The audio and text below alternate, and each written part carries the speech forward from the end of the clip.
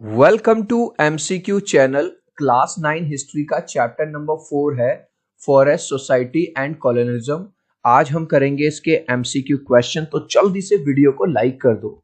Children, video को start करने से पहले बता दूं, ये क्वेश्चन जो मैंने पिक किए हैं हर बार इनमें से 4 या 5 क्वेश्चन आपके एग्जाम में पूछे जाते हैं, तो बहुत ध्यान से पढ़ना। क्वेश्चन नंबर 1 देखिए। The Forest Act of 1878 classified forest into how many categories? जो 1878 में जो फॉरेस्ट एक्ट आया था उसने फॉरेस्ट को कितने पार्ट में क्लासिफाई किया था? 3 टाइप्स में। Number 1 reserve forest, number 2 protected forest और number 3 village forest. Which forest product was crucial for the British railway network in India? British को अपना रेलवे नेटवर्क बहुत स्ट्रॉन्ग करना था, तो उनको कौन सा प्रोडक्ट चाहिए था? टीक। अब तुम कहोगे कि सर टीक एक लकड़ी होती है, उसकी क्यों जरूरत पड़ती थी?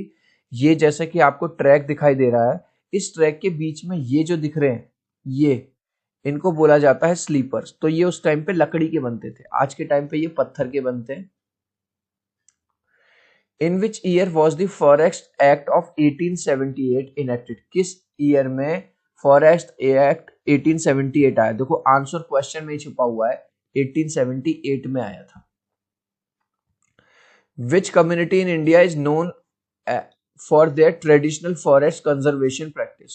कौन सी कम्युनिटी है इंडिया में जो पेड़ों को कटने नहीं देती और पेड़ों को बचाती है?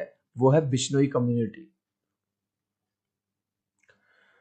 Tendu leaves are used in making. जो टेंडू लीव्स होती हैं उनका यूज किया जाता है बीड़ी बनाने में। जैसे सिगरेट होती है ऐसी बीड़ी होती है, तो बीड़ी को बनाने में टेंडू लीव्स का यूज किया जाता है। The railway network expanded rapidly in India from. बहुत तेजी से इंडिया में रेलवे का नेटवर्क बढ़ने लगा। कब से? 1860 से। The imperial forest research was setup. जो इंपीरियल रिसर्च है, फॉरेस्ट रिसर्च है, उसका वो कहां सेटअप किया गया? देहरादून में। तो आंसर क्या लिखोगे? Dehradun. The Baigas are a forest community of. ये जो बेगाज लोग हैं जो आपको यहां दिख रहे हैं, ये कहां की कम्युनिटी है? सेंट्रल इंडिया की। The colonial power in Indonesia worth. अब जैसे इंडिया कॉलोनी था ब्रिटिशर्स की, कॉलोनी का मतलब जहां पे ब्रिटिशर्स का अधिकार था इंडिपेंडेंस से पहले, ऐसे ही कॉलोनियल पावर जो थी इंडोनेशिया में, वो कौन थे? डच लोग थे वो। तो डच लोगों ने इंडोनेशिया पे कब्जा कर रखा था। Where did the Dutch start forest management in Indonesia? अब जैसे इंडिया के अंदर जो ब्रिटिशर्स थे वो फॉरेस्ट को मैनेज कर रहे थे, ऐसे ही डच लोग इंडोनेशिया के अंदर क्या कर रहे थे? फॉरेस्ट को मैनेज कर रहे थे। तो इन्होंने कहां से स्टार्ट किया था? जावा में। द कालंग्स रेजिस्टेड द डच इन। अब जैसे इंडियंस की और ब्रिटिशर्स की लड़ाई चलती रहती थी, ऐसे ही जो कालंग्स लोग थे वो डच लोगों से लड़ते थे। 1770 एक युद्ध हुआ। What was the policy followed by the British towards the forest during the first और सेकेंड वर्ल्ड वॉर? आते आते ब्रिटिशर्स ने एक और नई पॉलिसी बनाई। क्या बनाई? Cutting of the trees was strictly prohibited. जो बड़े बड़े ट्रीज थे उनको काटना पूरी तरह से बैन लगा दिया, इंक्लूडिंग द ब्रिटिश। यहां तक कि ब्रिटिश भी नहीं काट सकते, कोई भी नहीं काट सकता। Who rot the book forest of India? Forest of India book जो 1923 में लिखी गई थी, वो किसने लिखी गई थी? चिल्ड्रन, ये बुक आज भी अमेजोन पे अवेलेबल है, आप पढ़ना चाहें, खरीदना चाहें खरीद सकते हैं। ये लिखी थी EP Stebin. Indian forest services was setup. Indian forest services किस ईयर में बना? 1864 में।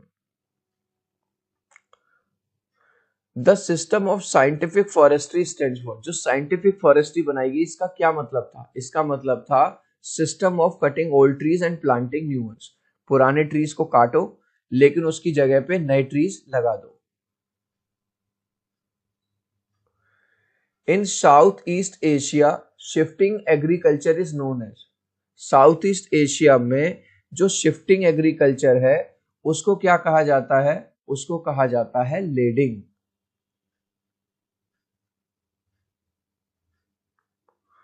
Forest consisting of which type of trees were preferred by the forest department. अब जो ब्रिटिशर्स थे किस तरह की लकड़ी को चाहते थे वो चाहते थे ऐसी ट्रीज जो सुटेबल हो बिल्डिंग शिप बनाने में और रेलवे के ट्रैक बनाने में। तो ऐसी लकड़ी को वो खुद के लिए यूज करना चाहते थे। गाइस अभी तक आपने इस वीडियो को एक लाइक नहीं किया है तो आपसे रिक्वेस्ट करूंगा प्लीज एक लाइक कर देना। आपके एक लाइक से और सब्सक्राइब से बहुत मोटिवेशन मिलता है। हमारे एमसीक्यू चैनल पे क्लास 6 से लेके क्लास 12 तक हर चैप्टर के एमसीक्यू पढ़े हुए हैं। तो आप एसएसटी के साथ साथ अपना हिंदी के भी, इंग्लिश के भी और दूसरे सब्जेक्ट के भी एमसीक्यू आप देख सकते हैं। Which is a community of skilled forest cutter. जो स्किल्ड फॉरेस्ट, जो फॉरेस्ट को काटने में बहुत ज्यादा स्किल्ड थे, वो लोग कौन थे? कालंग्स ऑफ जावा, जावा के कालंग्स लोग। Wooden planks laid across railway tracks to hold these tracks in the position are called. ये जो वुडन प्लैंक्स हैं जिनको लगाया जाता था ताकि रेलवे ट्रैक अपनी जगह पर रहे, इसको क्या कहते हैं? इसको कहते हैं sleepers. Which of the following is a cash crop. जो कैश क्रॉप है वो है cotton. The Forest Act meant severe hardship for villagers across the country because। अब जो इन्होंने फॉरेस्ट एक्ट लगा दिया ब्रिटिशर्स ने, इससे सबको दिक्कत होने लगी। इससे जो लोग लकड़ी काट रहे थे वो भी नहीं काट पा रहे थे, जो लोग अपने जानवरों को चरा रहे थे फॉरेस्ट में वो भी नहीं, जो फ्रूट्स कलेक्ट कर रहे थे वो भी नहीं कर पा रहे थे। People were forced to steal and if they were caught they had to pay bribes. और जब लोगों को नहीं अंदर घुसने जा रहे तो वो कभी कभी चोरी करते थे और जब वो पकड़े जाते थे तो उन पर जुर्माना लगाया जाता था। Women who collected firewoods were harassed by guards. उन्होंने गार्ड्स लगा दिए जो लकड़ियां काटती थी, जो फायरवुड वाली जिस पर खाना बनाया जाता है, जिनको जला के उनको भी फिर हरास किया जाता। तो राइट आंसर है ऑल ऑफ द अबव। ये सारी दिक्कतें हुई इंडियंस को। The river dash flows through Bastar. जो रिवर इंद्रावती है वो कहां से होके फ्लो करती है? बस्तर। What are Sarnas. ये देखो इस तरह के जो डोम है इनको सारनास बोला जाता है। ये सैक्रेड ग्रुप्स हैं किसके? जो मंक लोग होते हैं, जो बुद्धिस्ट होते हैं, बौद्ध धर्म को फॉलो करने वाले, वो इसमें पूजा पाठ करते हैं। विच of the following problems were faced by the people of Bastar under the colonial government. अब जब कॉलोनियल गवर्नमेंट आया यानी ब्रिटिशर्स आए तो क्या क्या दिक्कतें आई? Number 1, people of the villages were displaced. उन लोगों को एक जगह से दूसरी जगह भेज दिया गया। Villages suffered from increase rents. उन पे और ज्यादा टैक्स लगा दिया गया। ठीक है, उनसे जबरदस्ती काम करवाने लगे। ठीक है, टेरिबल फेमाइन सकर्ड। फेमाइन मतलब भुखमरी हो गई। सो राइट आंसर है ऑल ऑफ द अबव। ये सारी दिक्कतें हुई, ठीक है, बस्तर के लोगों को। Why was shifting banned in India by the government? जो ब्रिटिशर्स थे उन्होंने शिफ्टिंग कल्टीवेशन को बैन क्यों कर दिया? शिफ्टिंग कल्टीवेशन में क्या होता है? पहले इधर खेती कर ली, अब ये छोड़ के चले गए, अब यहाँ खेती कर ली, फिर ये छोड़ के चले गए इधर, ऐसे ऐसे होता था। दूसरा, शिफ्टिंग कल्टीवेशन में बर्निंग के थ्रू, आग के थ्रू, जैसा आपको यहाँ दिख रहा है, क्लियर किया जाता था एरिया। ठीक है, तो एक तो यूरोपियन लोगों को ये लगने लगा कि ये हार्मफुल है फॉरेस्ट के लिए। दूसरा, when a forest was burned there was danger of flames spreading and burning the value। उनको ये लगता था जब आग लगाई जाती थी कहीं ऐसा ना हो पूरे जंगल में आग लग जाए और जो बहुत ज्यादा इंपॉर्टेंट लकड़ी है कहीं उसमें आग ना लग जाए। दूसरा, it made it difficult for the government to. अब एक आदमी पहले यहाँ खेती कर रहा था, फिर वो यहाँ से बदल के कहीं और चला गया, तो वो लोग टैक्स भी नहीं ले पा रहे। सो राइट आंसर है D, all of the above. इसलिए उन्होंने बैन कर दिया। How much of India's land mass was under cultivation in 1600? 1600 में इंडिया के कितने एरिया पे क्या कल्टीवेशन होती थी? 1/6। How much percent of the world's total forest area was cleared? कितना एरिया क्लियर कर दिया गया था 1700 से 1995 तक? 9.3% यानी कि काट दिया गया था।